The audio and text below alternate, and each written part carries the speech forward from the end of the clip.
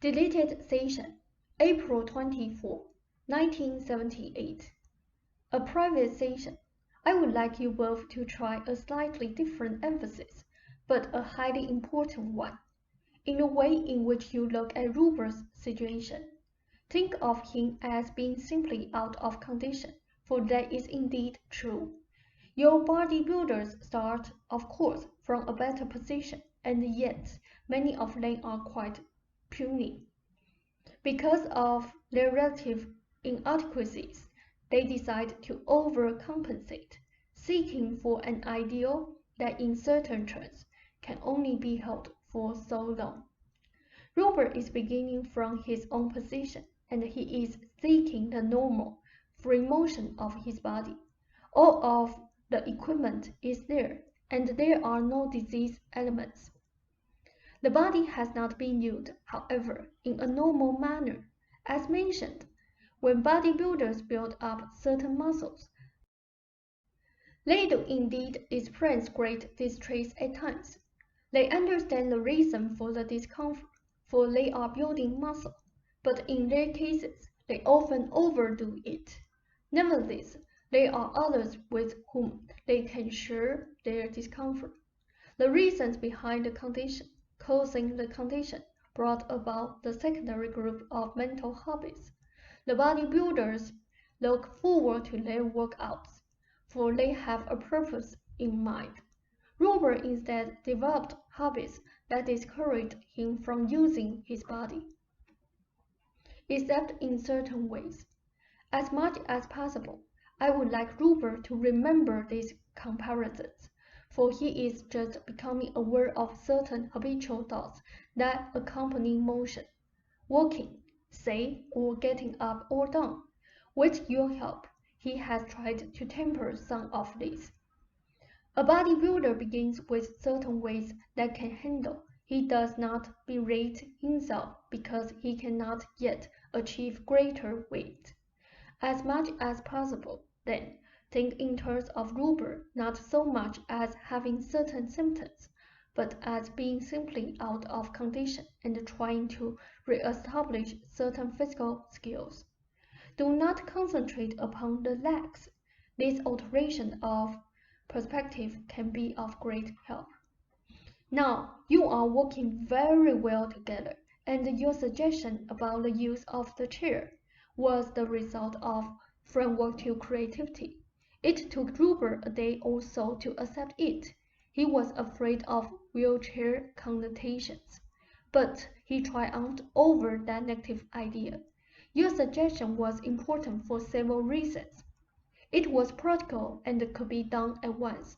Its most important benefit, however, was that it freed Ruber from mentally seeing himself in only one corner of one room, and immediately aroused his normal leanings toward love of whatever home you share.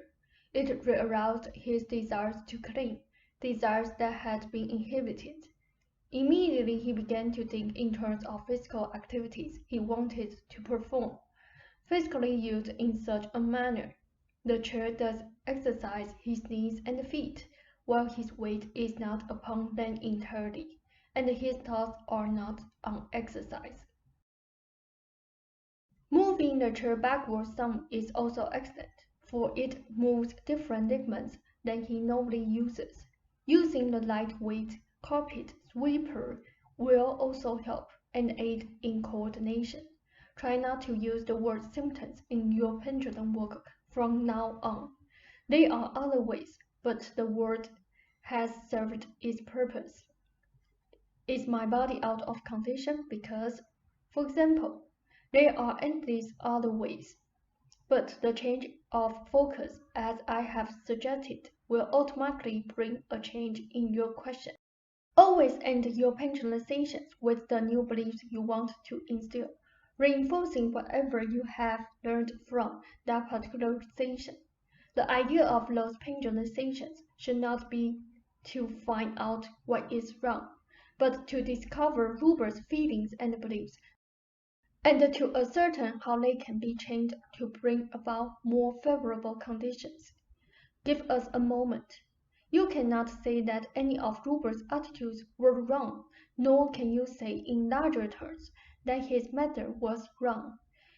You cannot say and should not place moral connotations in such situations. Each personality is different and affects the body in a different way. You think of health as physical only. If you think in terms of an unhealthy relationship, for example, then you may at least begin to glimpse the ways in which individuals will seek prerogatives, so each case must be seen separately. In normal terms in life, while the conditions for life are given, the nature of physical time means that, practically speaking, life will be full of surprises. For in usual terms, you do not know what will happen tomorrow. In that context, people take risks. They set up prerogatives. They do not usually concentrate with the same intensity in all areas of their lives. So there is seldom what you might think of as any ideal balance. If your health is bad enough, of course, you will die. If you are poor enough, of course, you will starve or freeze to death in the winter time. If you are lonely enough, you may go mad, as people do in isolation cells. In between excellent health and death through disease, in between wealth and perhaps gluttony and poverty and starvation, in between a glittering social existence, the comfort of a family, and the utter loneliness of isolation. There are literally infinite variations and gradations of behavior, according to individual differences and prerogatives. Most of this refers to your question, and is by way of giving you a fuller explanation. In those terms, the subconscious can consider the health of a relationship quite as important as the health of the body, or even more so. It will go along with enforced starvation, deprivation, or whatever. If the individual in mind is in pursuit of something else that it feels it must have to ensure its existence, in those terms, when the subconscious considers health, it must also take into consideration the individual's strong intent, in which case it is ensuring the mental and emotional health in a somewhat different fashion. I simply want to stress that health in those terms does involve more. The subconscious will try to save an individual from great disappointment. This may mean the incidence of a disease, but the disease may save a person's sanity. So the issues are not nearly as clear as it would at first seem. Raise your fingers. Rupert's practical case is rather clear and exaggerated in that respect. It is not murky at all. I have given this material in the past. He thought of his father as spontaneous, free and undisciplined, as somewhat stupid and somewhat dangerous. He thought of his mother as possessing a strong will. His mother was authoritative to a degree. His father was lax. He feared his mother far more, however, and he tried to temper his own behavior to allay the intuitions and the intellect or will. He wanted to use his intuitive abilities fully, but felt that great caution must be used. He thought merely of the health of your relationship together and the health of his work. He became divided, seeing these as opposing tendencies in his personality, rather than as complementary ones that quite naturally met in his personality. So one was set against the other. Much of this appears in your pendulum work of late, but you both then project those ideas upon the world, so that you think of your readers as overly credulous, or of critics who are overly critical. This leads, of course, to people who are for you but dumb, or against you but intellectual. It is to Rupert feeling physically that relaxation means letting go into laxness. As I told him in the past, however, letting go means motion and the ability to respond. It also means the natural aggression of motion. Take your break. Choices are vital ingredient in life. If this were not so, the subconscious would not only see to it that the body was in ordinary good health under any conditions, but it would automatically refuse to allow any individual to put its health in jeopardy. High-risk sports would not be allowed. Excursions across the seas undertaken with inadequate provisions or with rafts. It is not easy, you see, to draw the line, and the species obviously puts itself in risk situations often, and often attains certain triumphs as a result. Now, there are some people who consider overall balance a prerogative, and you will usually find them in decent health, with average concerns, and you will not find them taking risks. The subconscious does not exist, of course. It is a highly personalized portion of the self, uniquely tuned. Some people enjoy risks.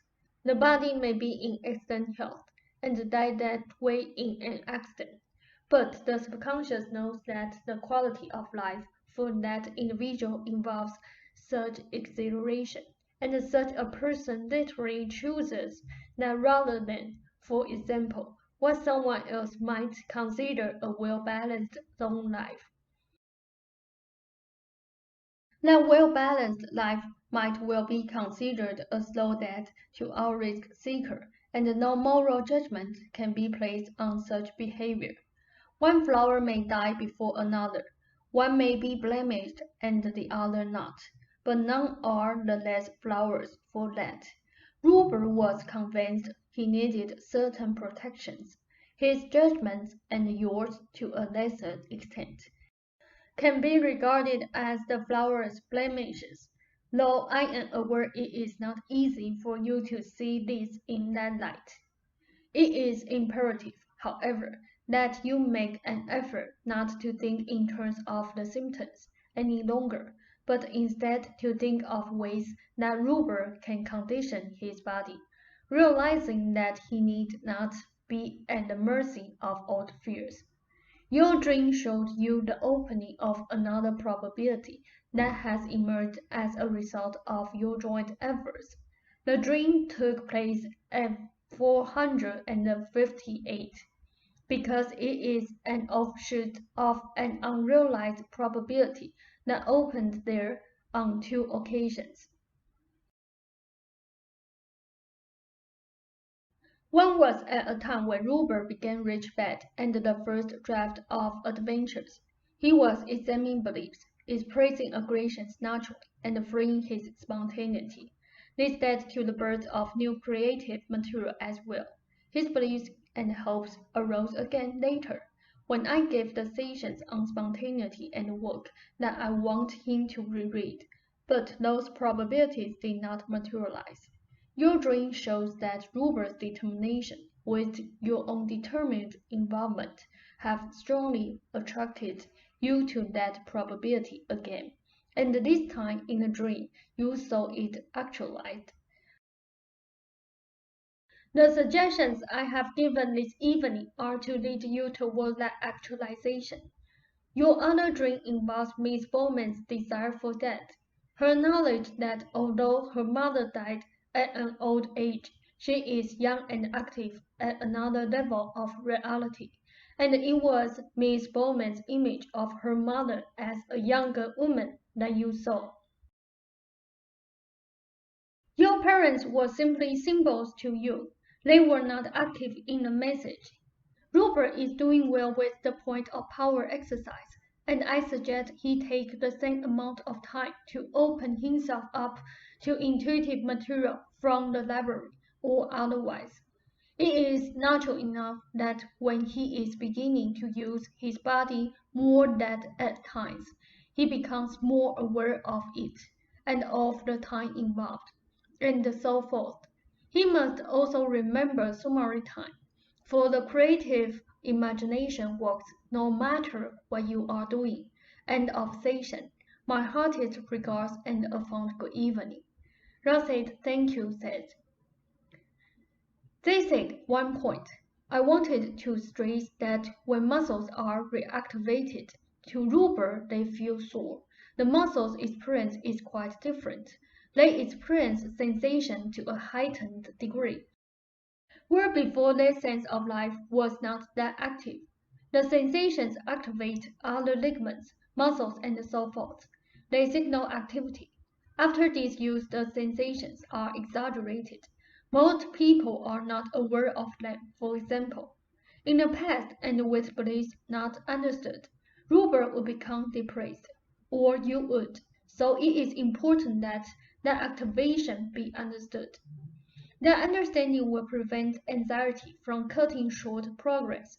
Since various groups of muscles and ligaments come into motion in their own order, the soreness will come and go, or appear in one place and then another.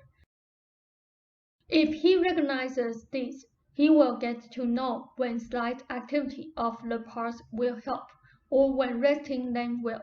And that is all. Rashid, thank you.